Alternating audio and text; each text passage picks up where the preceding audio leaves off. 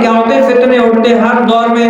ایسا نہ کوئی ہوتا ہے جو کہتا ہے کہ بھئی نہیں یہ حضور علیہ السلام کی حدیث مبارکہ نہیں ہے، یا اس حدیث مبارکہ میں یہ ڈیفالٹ ہے، یہ خرابی ہے، یہ چیزیں ہیں. تو بہت سارے ایسے لوگ ہوتے ہیں جو اس میں کیا ہے کمی پیشیاں ظاہر کرتے ہی رہتے ہوں گے. لیکن نبی کریم صلی اللہ علیہ وسلم کی احادیث مبارکہ جو تواتر سے ثابت ہے نا، اس کو ماننا ضروری ہے. اور اگر تواتر حدیث مبارکہ، متواتر حدیث مبارکہ کا اگر کوئی انکار کرتا ہے تو یہ کفر ہے.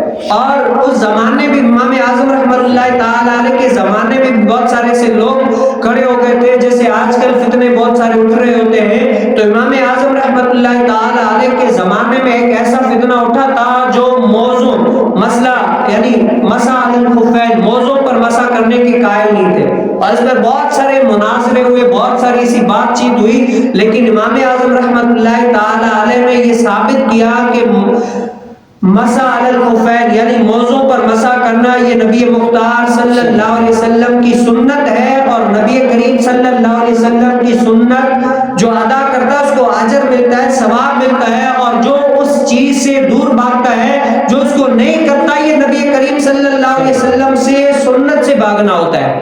تو اہل سنت اور جو دین کا درد رکھنے والے ہوتے ہیں نا، وہ ہر باطل کے ساتھ کھڑے ہو جاتے ہیں.